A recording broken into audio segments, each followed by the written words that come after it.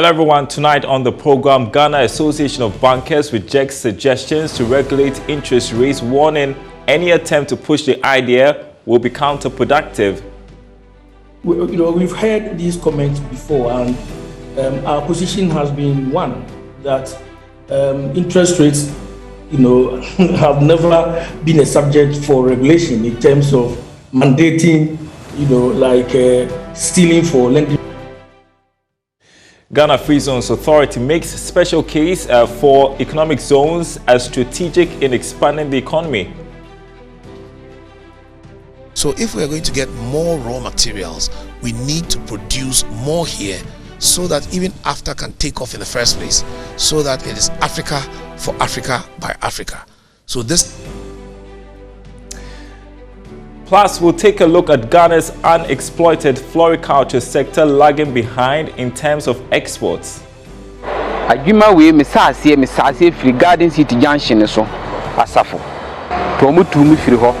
have been ejected from 3 locations.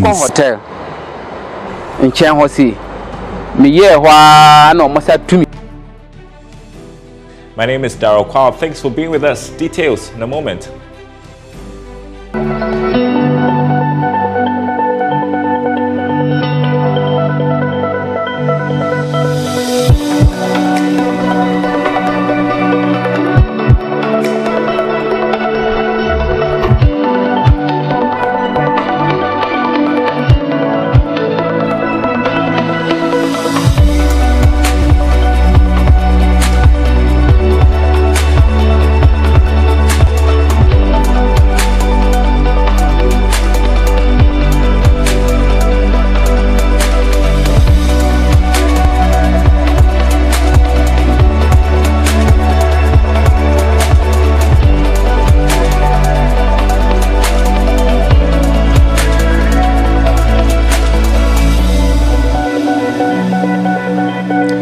First on the lineup, Chief Executive Officer of the Ghana Association of Bankers, JoyNews, has shut down suggestions to regulate the exchange rate regime in the country, interest rate regime rather.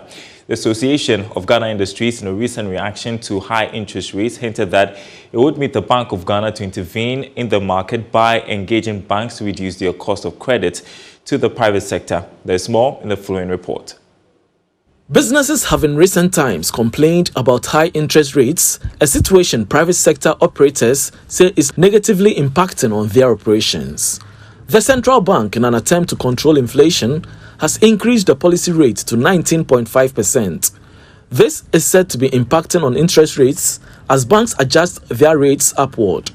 In response to suggestions by industry to bring in some control, the Chief Executive Officer of the Ghana Association of Bankers, John Ewua, maintained that such a move will be counterproductive. We've heard these comments before, and our position has been one that interest rates, have never been a subject for regulation in terms of mandating, stealing for lending rates. Just like AGI will not be happy for their products, the pricing for their products to be determined by a certain external hand. The same way, we are in the same market. Why would you want a bank to go through that regime? And in the first place, countries that went that route have all reversed because you cannot legislate it. It's not like the banks have woken up all of a sudden and have gone to increase their interest rates.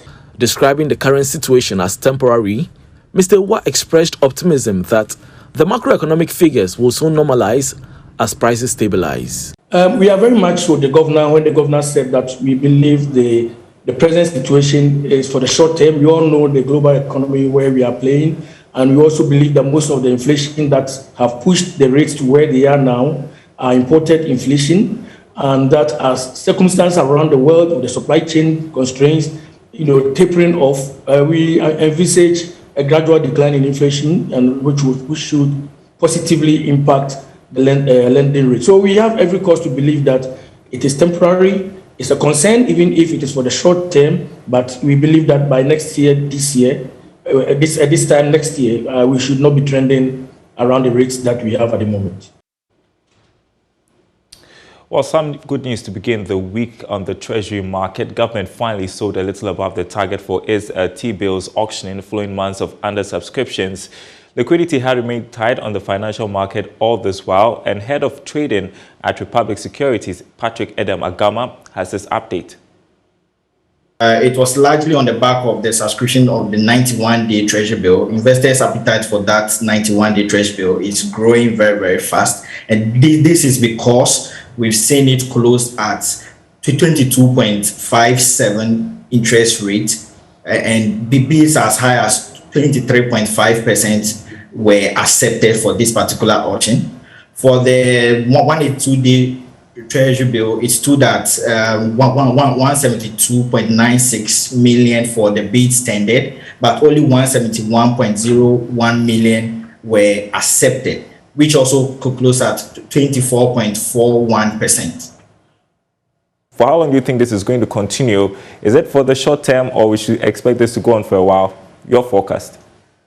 Well, in my opinion, I expect this to go on for a while, because if you look at the bids accepted for the 91-day, as high as 23.5 were accepted. So it should tell you that the next auction, we should expect bids to be going to that level. For the 182-day, as high as 25% of bids were accepted. So it should also give us an indication of where investors' appetites are for the coming days.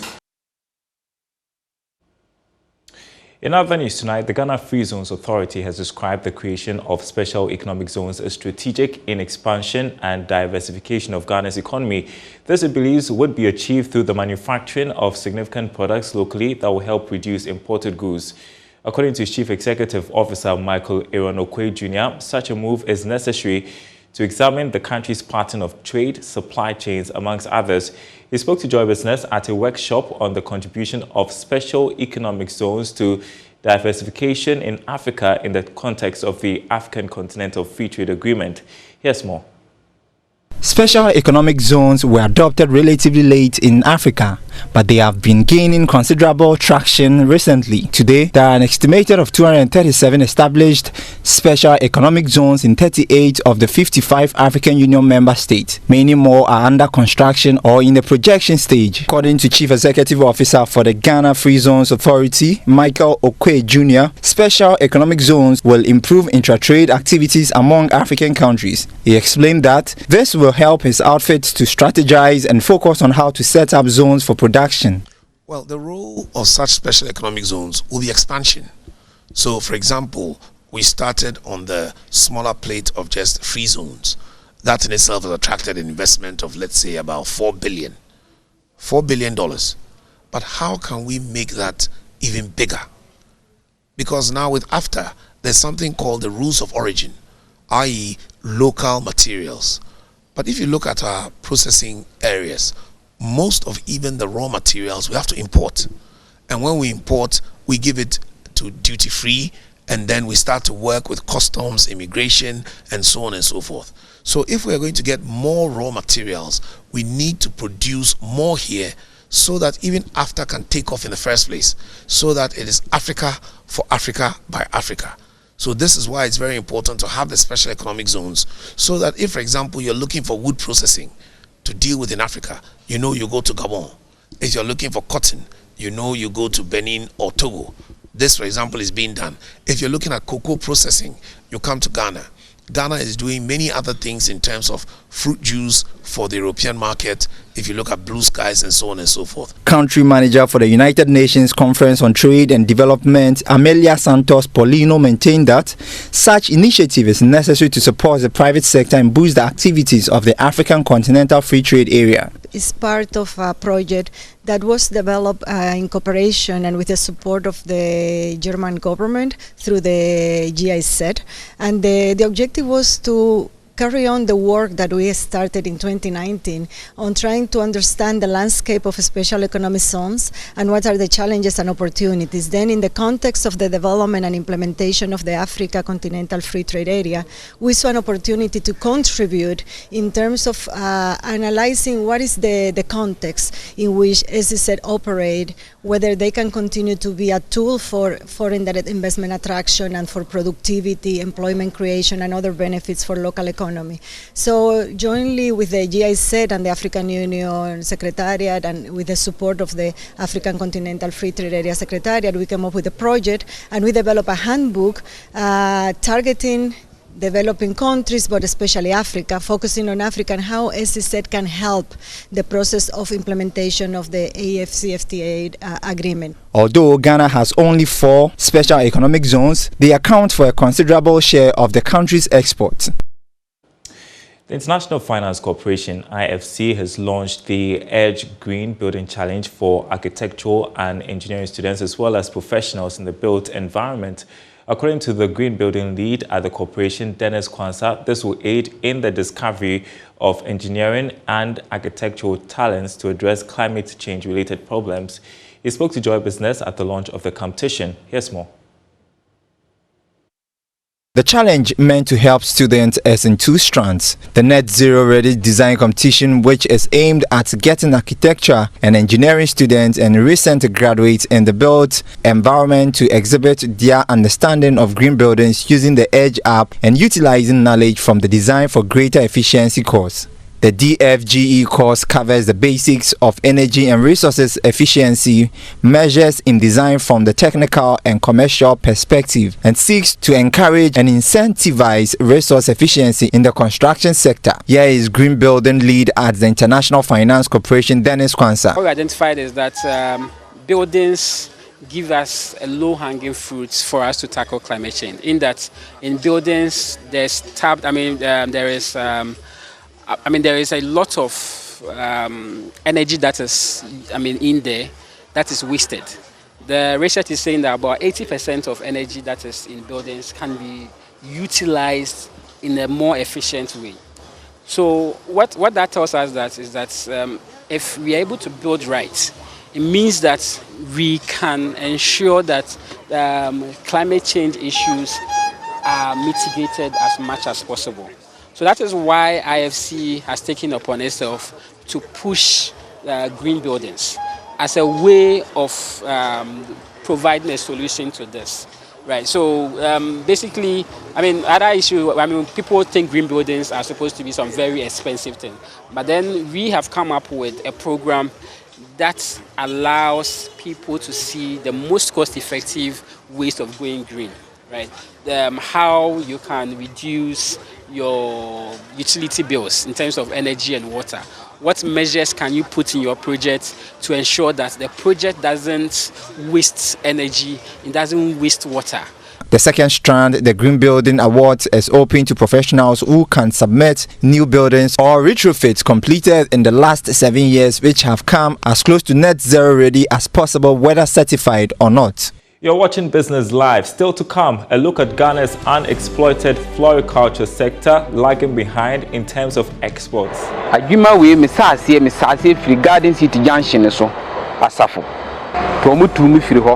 have been ejected from 3 locations.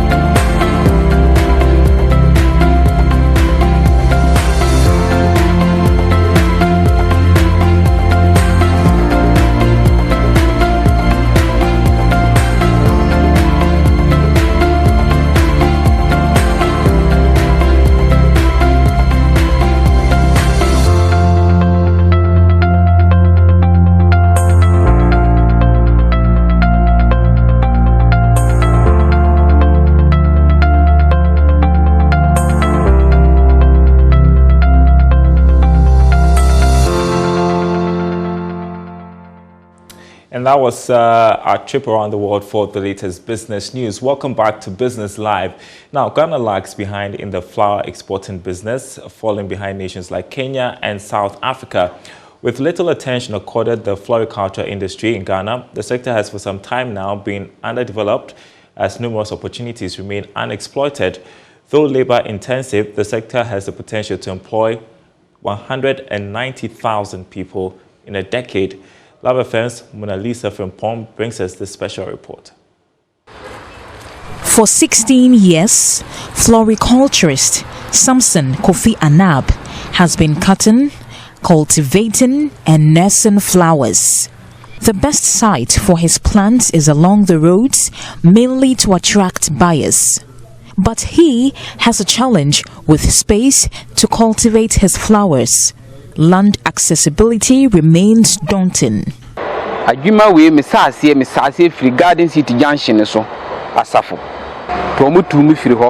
have been ejected from 3 locations.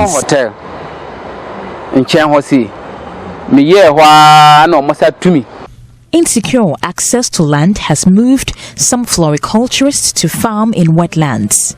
Elizabeth Boatin nurses her plants near the Oda River at Kwawu. I fetch water from the river to nurse my flowers. The wetlands are, however, being redeveloped for residential purposes. Elizabeth has been driven away by the landowners. I moved when I was told a fuel station will be constructed there. Flower cultivation consumes 20 times more water than any other crop. They are best nursed at waterlogged areas. Both Samson and Elizabeth lack water for irrigation purposes. Manpower. We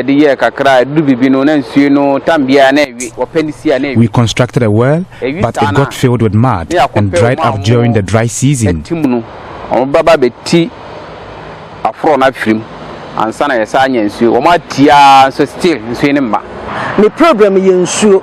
I wish I had access to pipe-borne water.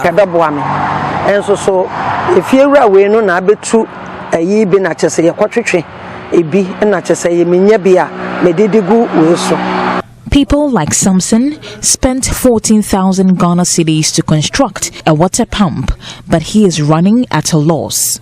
He is affected by inconsistent water supply by the Ghana Water Company Limited.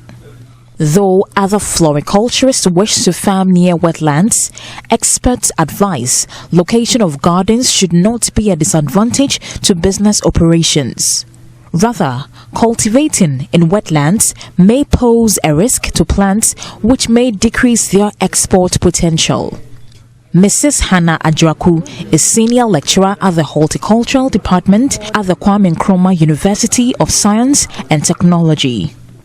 If your intentions are to put your plants together and export them, then you have problems because sometimes the water may be contaminated and then you introduce some pests or some disease onto the plants, and as soon as it gets over there is inspection and they notice that you have such pests on your plants or on your flowers or foliage, it will be rejected. The case at the Department of Parks and Gardens in Kumasi is no different from other floriculturists. The department is mandated to improve rapid development of horticultural potential of urban and rural sectors of the country. But location, land tenure challenges, and access to water have failed to make the industry attractive to investors. Mabel Ishen is accountant at the Parks and Gardens Department in Kumasi. So if governments can help us with the finances, I think we can do more because we have the men. The $120 billion floricultural industry is seen by industry players as a lucrative business. During rainy seasons, floriculturists record a boom in sales. But its capital-intensive nature needs over 5,000 Ghana cedis to set up from scratch. Experts advise that floriculturists harness social media to market their businesses. Dr. Laura Etia is senior lecturer at the Department of Horticulture, KNUST. They need training also in business, how to really do business. Your ability to create the business you want, attract people, sustain them, and then get them even to market you. They always feel the business should be along the roadside for people to see. But I think you can have a very good way of advertising what you have. It may be in your house somewhere, but if you've advertised yourself well, people see it. And these days we have social media supporting a lot of people. Dr. Laura Etia shares modern propagation techniques to ensure the sustainability of the industry. They can be trained as to how they can do some composting of some organic materials and use them. Many of the floriculturists you find around are private men who have set up their own businesses and are managing them without the assistance of any association. A lot of them spoken to say they wish they had all come under one umbrella to make accessing of certain services easier, but that's not the case. Perhaps if they were to find themselves under one umbrella, most of the challenges they say they have would have been resolved quicker. Mona Lisa Frimpong reporting. Some great reporting from Mona Lisa. And think about it, 190,000 jobs. That's what we are missing by not developing our floriculture industry. Well, finally, one last story before we go. Minister for Communications and Digitalization, Esther Usekufo, has assured that the establishment of science, technology, engineering, and mathematics centers for the study of engineering and technology will provide hope for basic schools benefiting from the ongoing Girls in ICT training program. She gave the assurance after touring one of the STEM centers in Akodia, a suburb of Goso in the Hafo region, where work is almost complete on one out of the 10 model STEM senior high schools across the country. Here's a report. Government STEM education project is to promote the study of science, technology, engineering, and mathematics across the country. Besides the promotion of science courses, it will also train interested students with digital skills. As part of ICT promotion activities in the Ahafo region, Minister for Communications and Digitalization, Esther Usekufo, toured one of the centers together with the regional minister, Georgia Abuache. She was excited about the progress of work and assured that students with interest in technology and engineering will not be left behind in the digitalization agenda. Let's give them an avenue to progress into this. I'm sure that by the time this is completed, maybe by the end of this year, next year, hopefully, and they start admitting students, they would also have finished their junior high school education and been encouraged to take up STEM education as a career. And so it will be a natural fit for them to apply to this institution, gain access to it, and continue with what we've introduced to them. So for the sustainability of their progression into ICT careers, this will come in very, very handy. And we must commend the government for the vision of citing these institutions across the country to enable our young girls and boys who are interested in careers for which they need science, technology, education, and mathematics education to come in and benefit from it. The regional minister for Ahafo, Georgia Abuache, gave assurance that the center will be used for the intended purpose. The cardinal objectives of the government is to promote science and technology. As a result, government is building about 10 STEM schools throughout the country, and where we are standing is one of the STEM schools. It is meant to promote science and technology. So apart from science, technology education, this school will not admit our students. It is purely science and technology. And it fits into what we are even doing now, the Girls in ICT program. So it will also be a center for promotion of ICT education. The ultra-modern facility is expected to be completed before the end of the year. And that's Business Live tonight. Thanks for watching, everyone. More news on our website, myjoyonline.com/business. My name is Daryl. Thanks for watching.